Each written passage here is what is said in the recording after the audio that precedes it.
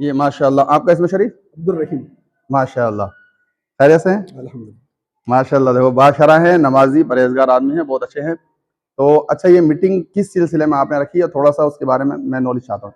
जी, हमारा ये है कि इसको थोड़ा दूर ये रखें। हमारे पूरे राजसमंद जिला लेवल पर हमने जी मंसूर समाज की सोसाइटी का इनेकाद किया। एक जी जी सोसाइटी हमने बनाई, उसका खास मकसद ये है कि हम कई काम ऐसे कर रहे हैं, जी गाए बगाए जाने अनजाने, कि कई काम ऐसे जो खर्चा करके गुनाह करते हैं, जी है ना। जी, हाँ। ऐसी रस्में जो कि पैसे के जरिए गुनाह खरीदे जाते शरीयत हैं। के खिलाफ शरीयत के खिलाफ काम है, और उनके जरिए हम गुनाहों में मुलविस हो रहे हैं। बिल्कुल। इसके अलावा क्या देखा देखी काम होते हैं ना, तो इसमें फिर गरीब अमीर सब बढ़ चढ़ के उसमें खर्चा करते हैं, और कर्जा ले लेके खर्चा करते हैं, हाँ। सूदी कर्जा लेते हैं। तो हम ये चाहते हैं, हमारी कौम पूरी ये चाहती है कि हम ऐसे काम करें जो कि शरीयत के ऐन मुताबिक हो और कम से कम खर्चे वाला हो।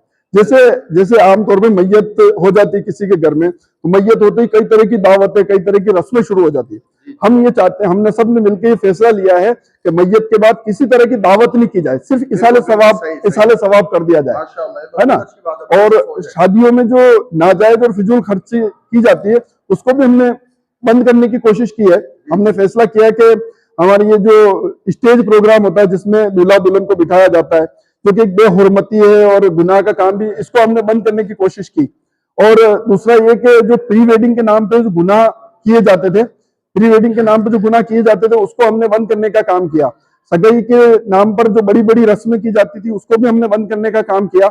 और आज भी इंशाल्लाह इसी मकसद से है कि हम संभाग लेवल पर एक पूरी कार्यकारिणी बनाएंगे, संभाग लेवल पर एक पूरी मीटिंग करके, और ये सारे जो हमारे फैसले हैं सबको बताएंगे, और सब जगह ये काम हो पूरे संभाग लेवल पर। हम ये चाहते हैं, तो यही हम इस नेक मकसद को लेकर के चल रहे हैं। हमारी कार्यकारिणी यही काम कर रही है। और बहुत शुक्रिया।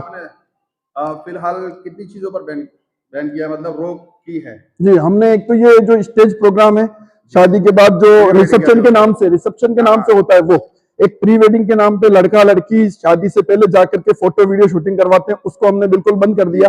डीजे बैंड बाजे हमने ये बिल्कुल रोक लगा दी इसके ऊपर।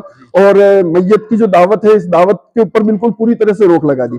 और सगाई के नाम पर जो अंगूठी पहनाई जाती है, मालाएं पहनाई जाती है लड़के लड़की को आमने सामने रख के, इन रस्मों को हमने खत्म किया। और बड़ी दावतें सगाई के टाइम पे जो बड़ी दावतें की जाती है, उसको हमने बंद किया, सिर्फ छोटे तौर पर इसको किया जाए। ये तो अल्हम्दुलिल्लाह हमने अभी करने की कोशिश की है। और असल में ये चीजों को आपने रोकथाम किए हुए कितना वक्त हो गया? ये हमारा पहली मीटिंग है क्या? नहीं, हमने पहली मीटिंग आम मंसूरी समाज पूरे जिले की 26 मई 2024 को की थी। अच्छा। उस दिन कुछ फैसले हुए थे। उसके बाद एक आम मीटिंग हुई 8 सितंबर 2024 को रेल मंगरा में, उसमें भी कुछ फैसले हुए थे। तो यूं मुसलसल चल रहा है, और मंथली मीटिंग हर महीना होती है सिर्फ कार्यकारिणी की। अच्छा, उसमें भी अल्हम्दुलिल्लाह फैसले हो रहे। तो अब ये मतलब जिन चीजों को आपने रोकथाम की थी, जी, जिनको बैन किया था, तो उस पर कुछ अमल हो रहा है या नहीं हो रहा है? अल्हम्दुलिल्लाह अभी तक तो अमल हुआ है, अल्हम्दुलिल्लाह। अल्लाह ताला की ज़ात से उम्मीद है आगे भी होगा। तमाम उम्मत मुस्लिमा को हिदायत नसीब फरमाए। और मैं अपनी तरफ से ये पैगाम और तमाम इन मंसूरी समाज की जानिब से पैगाम पेश करता हूँ कि जितने भी समाज हैं इस दुनिया के अंदर, मुसलमानों का सिर्फ एक ही धर्म और एक ही समाज, मुस्लिम बेशक, धर्म मुस्लिम, बिरादरी मुस्लिम। बेशक। तो इसलिए तमाम मुसलमानों को भाई भाई बनकर कदम से कदम बढ़ाना चाहिए, और इन खुराफातों को जो हम सूद और ब्याज लेकर और फिर मोल खरीदते हैं, बुराइयों को हम मोल खरीदते हैं, तो उन बुराइयों को ना खरीद कर सुन्नत के मुताबिक अगर हम अपने फंक्शन करें, शादी ब्याह मौत मैयत जो भी चीज़ है, तो इंशाअल्लाह हमारी आखिरत भी संवर जाएगी, दुनिया भी संवर जाएगी। बेशक। और सबसे अहम चीज़ है अपने बच्चों की तालीम और तरबियत पर हर इंसान को ध्यान देना चाहिए। बेशक। तो इसके अलावा आप में से कोई भी अगर कुछ थोड़ा अपनी तरफ से पैगाम पेश करना चाहता हो तो? ये आपका नाम, आपका इसमें शरीफ? मोहम्मद इकबाल। माशाल्लाह। तो कोई बात नहीं, बैठे रहें, बैठ के यहाँ जो पैगाम थोड़ा बहुत देना चाहते हैं। अल्हम्दुलिल्लाहि रब्बिल आलमीन वस्सलातु वस्सलामु अला सय्यिदिल मुरसलीन अम्मा बाद अऊज़ु बिल्लाहि मिनश शैतानिर रजीम बिस्मिल्लाहिर रहमानिर रहीम। बिरादराने मंसूरियान, अस्सलामु अलैकुम व रहमतुल्लाहि व बरकातुहू। वालेकुम अस्सलाम व रहमतुल्लाहि व बरकातुहू। आज मुआशरे में बहुत ही बुराइयां पैदा हो गई, और इसका मेन कारण है बदगुमानी, गीबत, झूठ, वादा खिलाफी, ये तमाम जो बुराइयां हैं, इसको जब तक हम अपने आप में कंट्रोल नहीं करेंगे और इसको समझेंगे नहीं तो इनको दूर करना बहुत मुश्किल है। फिर नाइंसाफ़ी, यानी आपस में इत्तेफाक रखना, यही मकसद होना चाहिए। जी जी और आज जो बहुत सारी लड़कियां मुर्तद हो रही है, जी हाँ, बहुत पॉइंट की बात है। इसका मेन कारण इल्म की कमी, यानी प्यारे आका सल्लल्लाहु अलैहि वसल्लम के अखलाक और किरदार को न सीखना, न समझना, न अमल करना। तो जब तक हम नहीं सीखेंगे तब तक क्या मतलब अपनाएंगे, खुद भी नहीं अपनाएंगे और दूसरों को भी दावत नहीं दे सकेंगे। तो मैं ये चाहता हूँ कि जब शादी हो उस वक्त वकील और गवाह वहीं गांव के कस्बे के होने चाहिए। बिल्कुल सही। और अगर कोई मामला हो तलाक या खुला तो उसमें भी 2 गवाह वही कौम के होने चाहिए, ताकि वो मशवरा कौम से करके क्या हक बात है या नहीं।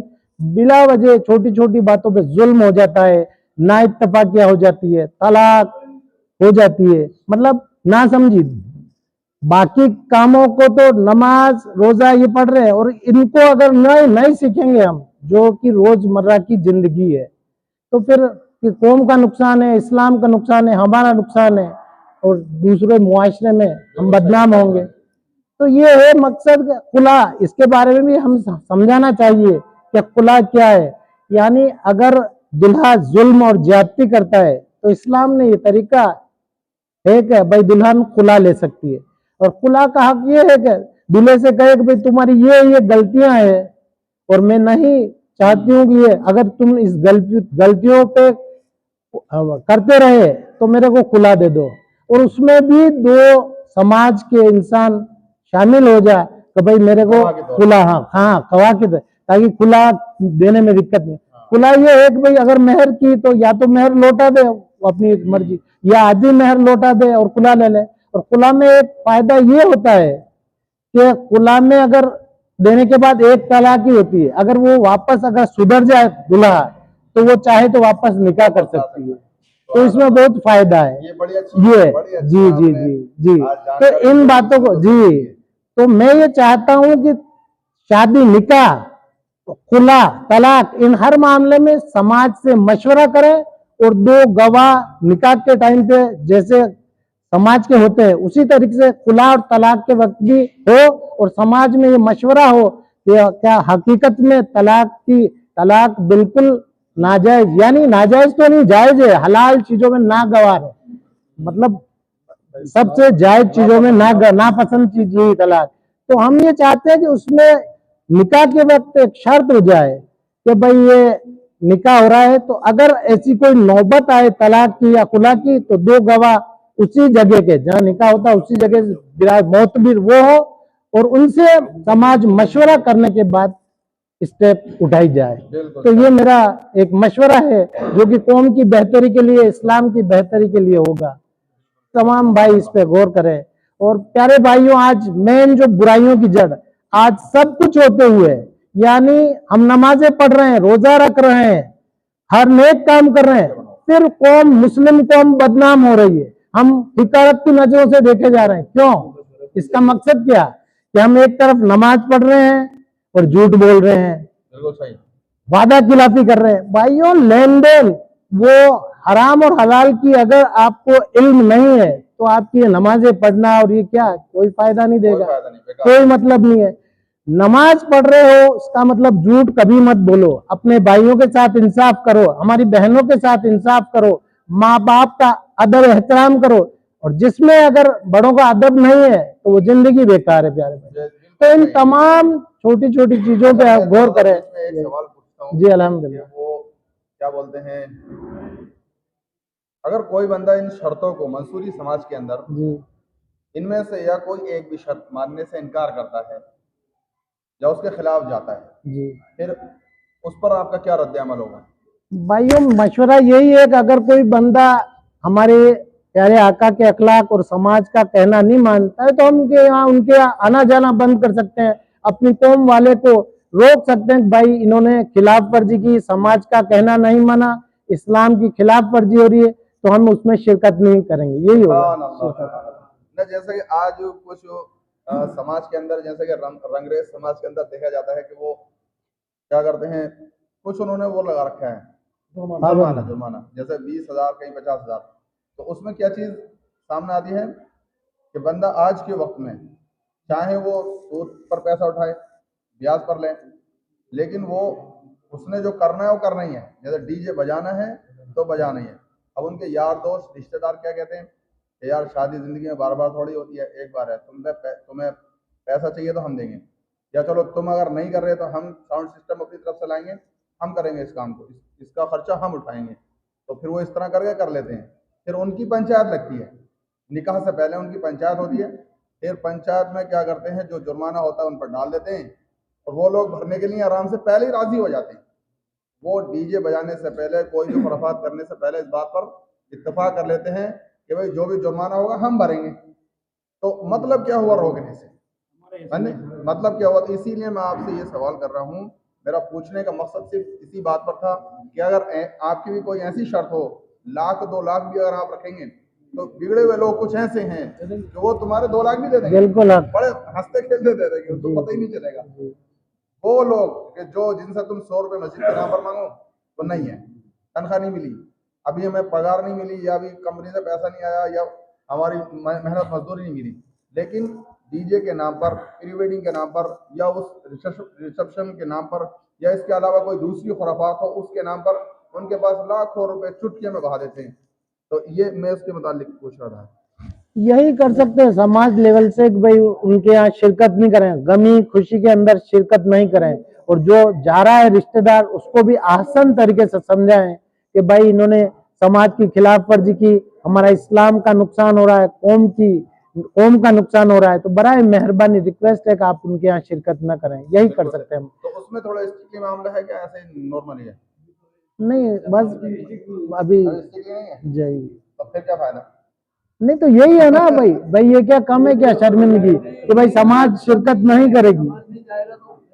हाँ, नहीं सुनो बात, मैं मेरा मकसद ये है कि आज समाज अगर रुक रहा है तो इसी को कह रहे हैं स्टिकली मामला कि अच्छा है कि भाई रुक गया समाज, तो हो गया अमल उस पर। अब एक होता है कि आज समाज की तरफ से कोई तवज्जो नहीं दे रहा है, ना ही सदर साहब दे रहे हैं, ना सेक्रेटरी साहब दे रहे हैं, ना खजांची साहब दे रहे हैं। तुम्हारे जो ये मीटिंग है और इसके जो जिम्मेदारान है मंसूरी समाज के अंदर, जो जिला लेवल की ये सभी जगह आते हैं ना, तो उसके अंदर जो जिम्मेदारान हैं, अगर वो उस तरफ तवज्जो नहीं देंगे तो फिर इन बातों ये खुराफातें खत्म कैसे होंगी? तो इसलिए उन हजरात का ध्यान देना, तवज्जो देना बहुत ज़्यादा ज़रूरी है। सबसे पहले सदर सेक्रेटरी जो उसके जिम्मेदारान, यानी उनके जो शहर है, नाथद्वारा है, देवगढ़ है, इन जगहों के लोग भी होंगे, तो वहां से भी सदर होंगे, सब जगह। सबसे पहले उन सदर सेक्रेटरी को रुकना जरूरी है। अगर वो रुके तो इंशाल्लाह समाज भी रुक जाएगा, अगर वो नहीं रुके तो फिर मुश्किल है। तो माशाल्लाह ये मीटिंग रख रहे हैं, उसी से यही हो रही है। आप कैसे चाहिए? माशाल्लाह। आप कहाँ से? सुभान अल्लाह, माशाल्लाह। तो आप अपनी तरफ से एक दो बात आप भी बोल सकते हैं, आप बताएं। नहीं बस मेरा ये है, हाँ जी जी बताएं। सबको बुलाए और सदर सेक्रेटरी को बुलाए, उनके साथ पूरी कहना है वो सब के और उनको बंद करे। वहाँ के सेक्रेटरी, वहाँ के सदर वगैरह वो आए, यहाँ के मिलके काम करें, तो इंशाअल्लाह ये अल्लाह आसानी फरमाएगा, कामयाबी मिलेगी इंशाअल्लाह।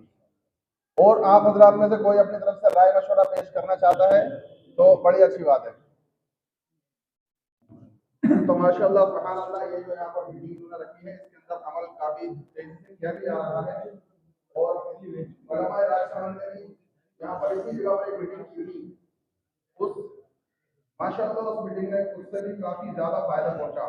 और हर समाज के अंदर, हर बिरादरी के अंदर, हर शहर के अंदर एक दो बंदा ऐसा होता है जो बात नहीं मानता है, तो उसमें भी उलमा ने फैसला लिया था कि अगर कोई कदम खिलाफ उठाता है तो हम उसके निकाह नहीं पढ़ेंगे और मौत मैयत में भी उसके शरीक नहीं होंगे। तो अगर आप लोग उलमा का साथ दे दो तो इंशाअल्लाह ये एक पहाड़ की तरह मजबूती पैदा हो जाएगी। बिल्कुल बिल्कुल इंशाअल्लाह। बहुत ही जल्दी समाज के अंदर से ये बुराइयां नहीं, बल्कि इसके अलावा बड़ी से बड़ी बुराई अगर आप खत्म करना चाहेंगे ना तो खत्म हो जाएगी, अगर आवाम और उलमा इकट्ठे हो जाए इंशाअल्लाह। अगर सिर्फ जिम्मेदारान हजरात के अगर उलमा का साथ दे दें तो बड़ी कामयाबी मिलेगी इस चीज में। तो इंशाअल्लाह समाज के अंदर आज असल में क्या हमारे ऊपर जो दुनिया भर की मुसीबतें आफतें आ रही है उसकी असल वजह जानते हैं? उसकी असल वजह है हमारी दुआओं में जो असर नहीं है। तो नमाज हम भी पढ़ते हैं, ये भी नमाज पढ़ते हैं, ये भी पढ़ते हैं माशाअल्लाह, 5 टाइम की नमाज पढ़ते हैं, कुरान भी पढ़ते हैं, बहुत सारे गुनाहों से दूर रहते हैं, दिन रात उलमा का काम कुरान शरीफ पढ़ना पढ़ाना, बच्चों की तालीम और तरबियत होता है, तब भी उनकी दुआओं में असर नहीं है। वजह सिर्फ ये है कि आज हमारा रिस्क जो है वो हलाल, रिस्क हलाल ना होने की वजह से हमारे अंदर खून हलाल पैदा नहीं होता है। अब दुआओं में असर कहाँ से होगा? क्योंकि उसी रिस्क को हम मुंह से खा रहे हैं तो जबान में क्या असर रहेगा? तो प्यारे अजीजों, कहने का मकसद सिर्फ ये है कि अपनी बदअमालियां खत्म करें तो इंशाअल्लाह अल्लाह तबारक व तआला अच्छे अमल करने वाले की जरूर सुनता है, और अपनी रोजी रोटी की तरफ ध्यान दें कि हलाल रिस्क अपने बच्चों को खिलाएं। और दूसरी चीज ये है कि जो हमारे अंदर और समाज के अंदर बुराइयां हैं सबसे पहले उनको खत्म करें तो इंशाअल्लाह अल्लाह तबारक व तआला जरूर उस इंसान की बात सुनेगा, तो ये मुसीबतें खुद ब खुद खत्म हो जाएंगी। ठीक है, माशाअल्लाह, बहुत अच्छा लगा। अस्सलाम वालेकुम।